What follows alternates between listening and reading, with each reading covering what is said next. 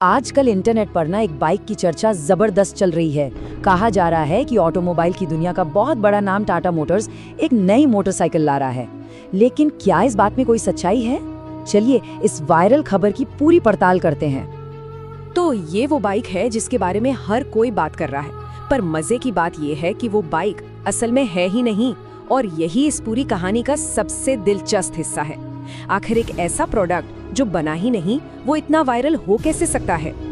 तो चलिए सबसे पहले देखते हैं कि ये अफवाहों का बाजार गर्म कैसे हुआ। आखिर इंटरनेट पर इस सो कॉल्ड टाटा क्लासिक 110 के बारे में कहा क्या जा रहा है। अच्छा, तो ये देखिए, जो वायरल स्पेक्स हैं वो बड़े कमाल के हैं। नाम बताया जा रहा है टाटा क्लासिक 110, इंजन 110 सीसी का, जो कि एक टिपिकल कम्यूटर बाइक होती है, और माइलेज 70 से 95 किलोमीटर प्रति लीटर। सोचिए जरा, कीमत भी बताई जा रही है 66,000 से 95,000 रुपए के बीच। मतलब ये सारी बातें सीधे सीधे उस ग्राहक को टारगेट कर रही हैं जिसे कम दाम में ज्यादा माइलेज चाहिए। अब इतने जबरदस्त दावों के बाद सवाल तो एक ही उठता है ना? क्या ये वाकई इंडिया की अगली बड़ी बाइक है, या सब बस सुनी सुनाई बातें हैं? चलिए अब जरा इस हाइप का फैक्ट चेक करते हैं। देखते हैं कि ऑफिशियल बातें क्या हैं और ऑनलाइन अफवाहें क्या कह रही हैं। और देखिए, यहाँ मामला बिल्कुल साफ हो जाता है। फैक्ट चेकर्स को जो पता चला है वो ये है कि टाटा मोटर्स की तरफ से मोटरसाइकिल सेगमेंट में आने का कोई ऑफिशियल प्लान या कंफर्मेशन है ही नहीं। मतलब सीधा सीधा इनकार। ये बहुत ही क्लियर स्टेटमेंट है।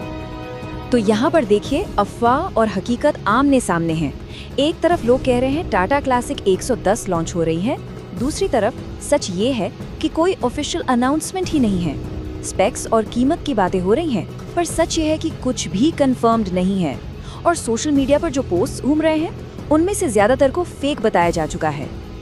अच्छा, इसका मतलब ये नहीं कि टाटा का टू व्हीलर से कोई लेना देना ही नहीं है, लेकिन थोड़ा अलग तरीके से। जैसे उन्होंने स्ट्राइडर जीटा नाम की एक ई साइकिल को सपोर्ट किया है, और बाइक सर्विस के लिए इजी सर्व नाम का एक नेटवर्क भी है। पर जो एक चीज नहीं है वो है खुद टाटा की बनाई हुई मोटरसाइकिल। तो फिर सवाल उठता है कि अगर ये सच नहीं है तो लोग इस पर इतना यकीन क्यों कर रहे हैं? चलिए समझते हैं कि क्यों ये अफवाह इतनी लॉजिकल लगती है। क्योंकि देखिए, टाटा के पास कुछ जबरदस्त एडवांटेज है। सबसे पहली चीज, ब्रांड पर भरोसा। लोगों को टाटा नाम पर यकीन है।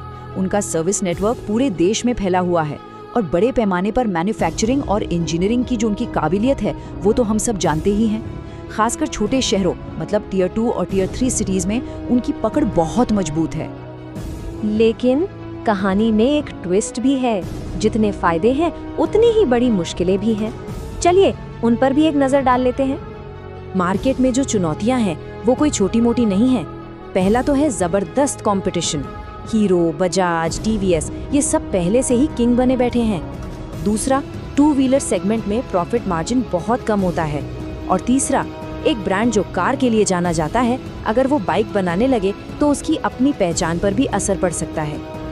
और ये एक बहुत बहुत जरूरी पॉइंट है जो सीधे एक यूजर ने रेडिट पर लिखा है। उनका कहना है टाटा प्रोडक्ट के मामले में तो हिट एंड मिस है, पर आफ्टर सेल्स सर्विस के मामले में हमेशा मिस ही है।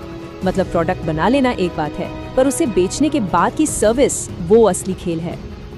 तो इतनी सारी बातें जानने के बाद आखिर में मानना क्या चाहिए?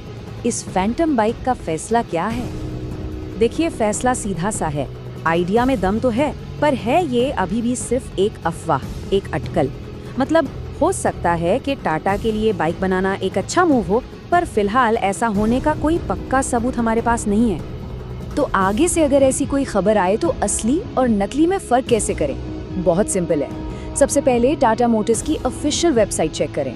उनके ऑफिशियल स्टेटमेंट्स पर ध्यान दें। बड़े ऑटो शोज में होने वाली अनाउंसमेंट्स को फॉलो करें। और हाँ, सबसे जरूरी, सोशल मीडिया पर आंख बंद करके भरोसा ना करें। लेकिन चलिए एक पल के लिए सोचते हैं, अगर ये फैंटम बाइक कभी सच में आ गई तो क्या ये इंडिया की सड़कों का पूरा गेम ही बदल देगी? इस सवाल पर सोचिएगा जरूर।